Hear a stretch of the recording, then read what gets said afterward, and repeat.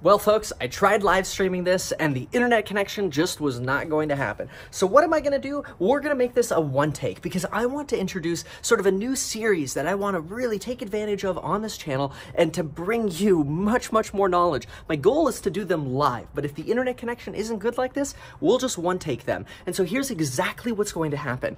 I'm going to find properties and I'm going to walk through them and I'm going to give you some ideas in terms of what you could actually spend money on to improve the value of the property and what things might actually hurt the value of the property or just cost more than the benefit you would get out of them. So let's start with this particular property. This is an $835,000 property. Well, actually, it's only $835,000 because it's listed for $850,000, but we actually wrote an offer on it for $835,000. In fact, you could even click the link in the description below to see the actual offer. I've obviously blanked out certain things, but check out the link in the description. You can see the real offer we wrote. And we're going to walk through here and show you some things that you could do. Now, keep in mind, I want to give a big shout out to everybody. I know you folks have heard this enough. I want to give a big shout out, seriously, though, to everybody who's leaving comments and asking great questions in the comment section. I had somebody today ask me on the video that we posted this morning,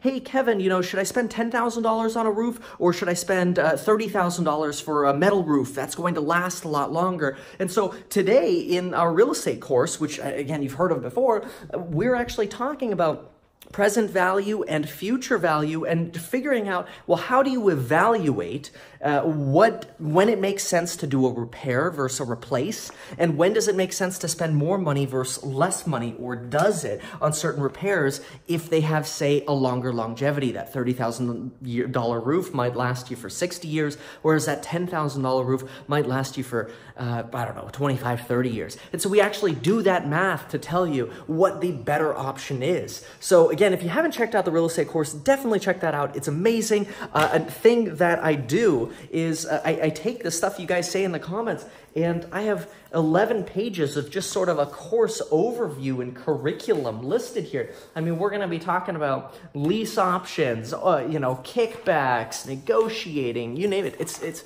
unbelievable the amount of content that's going to be in here. So definitely check out that link in the description. But in the meantime, let's get into some of my usual free value here. And I love sharing this. I really wish I could be doing this live with y'all because I really like seeing all of your comments. A couple of other things I wrote down that I wanted to talk about. Well, first of all, like the video and subscribe. But tomorrow, that's Monday at 10 a.m. Pacific time, we are going to go live to talk about the real estate market, and it's going to be a little bit of a response video to the live stream that I had on Saturday, which caused a little bit of controversy, so we're going to delve into more depth regarding that. Okay, folks, here we go. We're going to get right into the video. Cue the amazing transition. All right, there you go. Here we go. We're going into the video. So here's some ideas for you. First of all, this is not going to be a rental property. If we bought this property, we would live in it. That's how I like buying properties if I can at first, because I get a cheaper interest rate and I only have to put down, say, 10% as opposed to 20 or 25 or 30% to meet sort of the investor requirements. But I want to share with you some very specific things that I would have done differently to sell the house, and then also specifically if I were to rent this house, what things I would do. Very first thing I notice is, and most people won't notice this, so I don't fault them for not doing this because people just don't notice this, but the exterior paint is on the rough side. This house is about 10 years old. We have pretty much gaping gaps around wood and lumber, and that's a great way to start raw. We've got chipping paint right here sort of on the edge of the window. This is a great way to start, you know, taking away value and life expectancy of the outside. But honestly, they could have done a $200 pressure wash on the outside here, and all of this nasty sort of dust and dirt here would be gone.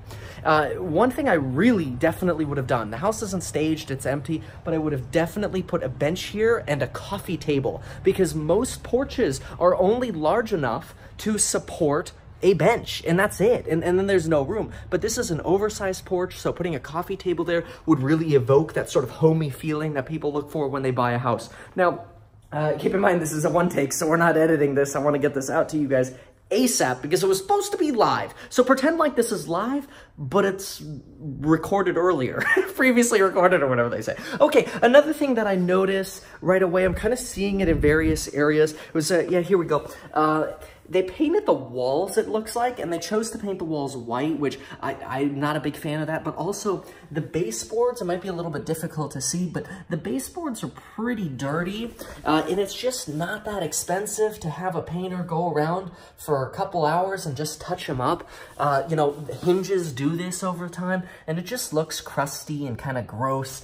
I always recommend paint a contrasting color on the walls and touch up the baseboards. Something that I do that's sort of bonus is I go around and I actually clean the switches because they're all dusty and kind of gross and filthy because they're 10 years old. I mean, you should see places when they're like 30 years old. So definitely contrasting paint color would have been very wise here. Touching up the baseboards would have been wise.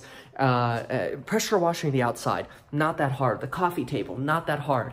Now, something else, they have carpet right now, which most people, they don't really like carpet. This is mostly a builder grade house, builder grade cabinets, builder grade bathrooms. There's nothing really over improved about this. A lot of the things are already considered dated. So it's not exactly your fixer-upper perfect wedge property, but we'll go into the reasons why this is, you know, something that works for us if we get the deal. If I didn't already mention, you can actually click the link in the description to see the exact offer that we wrote on the property. Now, so for sale, I would have left the carpet. I think that was fine, but I would, for a rental, I mean, even with the carpet the way it is, I'd probably just leave it for a rental. But then next time this came up for lease renewal, I would probably try to get rid of all of the carpet downstairs and have one seamless style of flooring. I really like the luxury vinyl plank. We're going to be talking about specific brands, specific types, how, you know, which brands not to get, who to hire to do vinyl plank or floor, what kind of baseboards to do. All that, we're going to be talking about more of that in the course, obviously. But, you know, want to give you guys as much value as I can here without going into crazy detail because YouTube doesn't like crazy detail, apparently.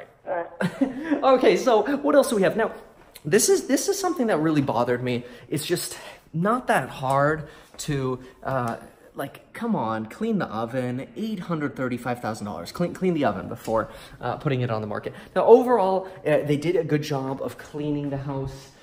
They did replace some of the light bulbs, but some of them are still burned out. These are the slow to light up compact fluorescent light bulbs. Even just having this on the counter is kind of a bad idea in my opinion because it sends the signal to buyers that, you know, these are annoying light fixtures and those are expensive. They're not cheap. So what else have we got? Something else I noticed is I always take off child safety plugs from outlets on walls.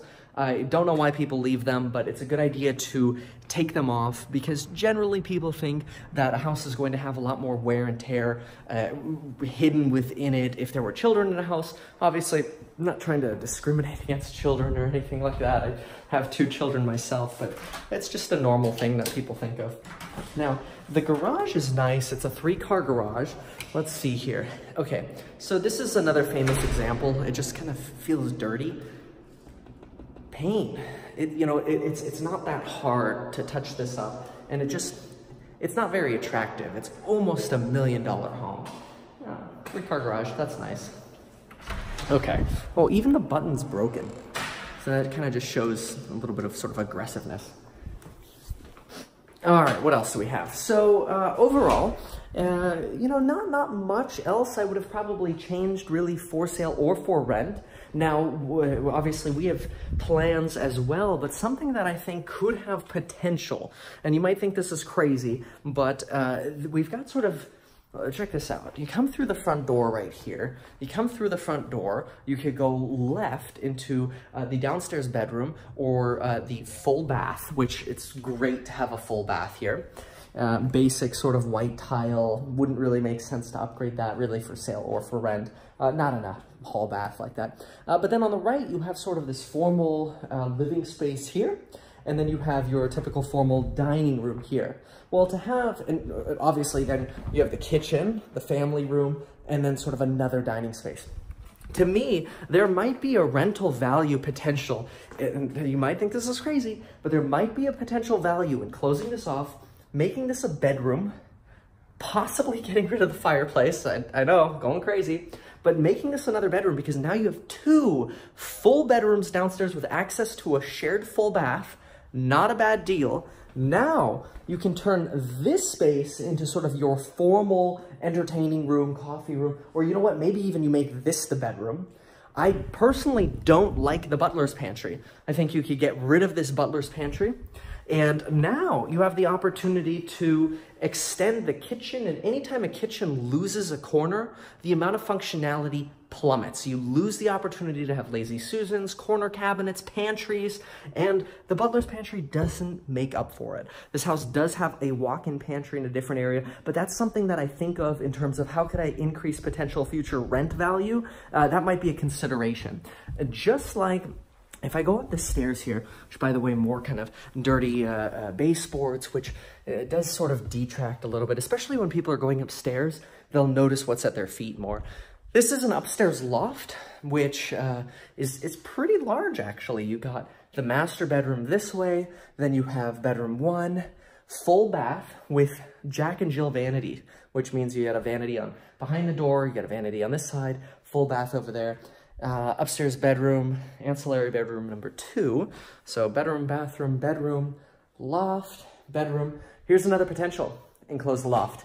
So now, instead of renting a 3,000 square foot 4-bedroom house, you're renting a 3,000 square foot 6-bedroom house. That will multiply the rent value dramatically. It'll also multiply the sale value dramatically. Sometimes what I'll even do is I'll advertise a house like this that's a 4-bedroom, and I'll say, hey, it's a 5-bedroom, and through escrow, we'll enclose the loft for you, or something like that, because bedrooms matter today. We have multi-generational living. To be able to have 2 downstairs bedrooms here would be incredible. Much of this space, honestly, is completely useless. I have not met a client that has needed a formal family and a formal dining when on the other side they have a big kitchen, big countertop, breakfast area, and big family room with a whole nother fireplace. So I don't know, these are just some of the ideas I'm thinking of. Backyard, we can't really see it right now. It's very private though. This is something to always look for when you're looking at real estate, is you don't really have neighbors looking into your yard at all. We've got, it's gonna be way too dark to see this. But anyway, we've got a single story on this side. We've got a neighborhood that's actually lower in elevation behind this house. On the other side is a single story as well. And across the street from this house is another single story. So you're surrounded by single stories, great resale value, which actually now gives you views of sort of the mountains and trees off to one side, the sunset the other side. You could look down straight through the neighborhood straight ahead. So some really cool extra potential that you get by looking at sort of some of these things. Now, what else? Sometimes people ask me, hey, Kevin, you know, does it make sense to put solar panels on? I'm going to be doing whole breakdowns on solar. I have solar exposed videos planned. I have some really great videos planned. But if there's any intention, sort of just as a little preface, if there's any intention of making this property a rental, it would not make sense to put solar on. In fact, the house that we have right now has solar. And what's frustrating is we plan to stay there for 5 years, and that's when our break-even point on the solar was probably somewhere around 4 years. And we've only been there 3 years. So now all of a sudden we're moving a little bit earlier than our break-even point. Again, not that big of a deal because this opportunity allows us to create a cash flowing rental out of the other house. We haven't actually gotten this deal yet. Again, I'm just sort of recording this 4 hours after I wrote the offer, which again, link in the description for that. So you can see a little bit as far as how crazy real estate can get sometimes. But I hope you guys found some of those insights helpful. Always want to see whatever I can do to provide value for y'all. Something that's very frustrating about this house is right in front. It's a little dark. I'll try to show it to you. I'm going to lock up. I'll come back later and turn the lights off. Something that's pretty frustrating is the curb is painted red for a fire hydrant that's across the street. And so that means you can't really park in front of the house because both curbs to the right and the left are painted red. Now, on one hand, that could be nice because now you don't have strangers, but on the other hand, it means you're not really able to park there and use that. So definitely some pluses and minuses, but hey folks, I really hope you sort of enjoyed this one take. It's always a pleasure to kind of bring you this kind of stuff. I really wish I could have shared this with you live. Love responding to your comments. I take all of your comments to heart, whether you like me or you don't like me, or you like me but you don't like what I said in the video. I read all of them. I try to reply to as many of y'all as I can, and it really gives me ideas to think about, oh, okay, I got to include this in the course, or I need to add clarity on this. That's why there are over 210 videos now. I think I added 4 more lectures just because of comments that I read today. I'm like, oh yeah, I gotta clarify this, I gotta add this, I gotta add this. Anyway, hey folks, thanks for watching this this one take. Let's see how quickly I can upload it now. Here I go.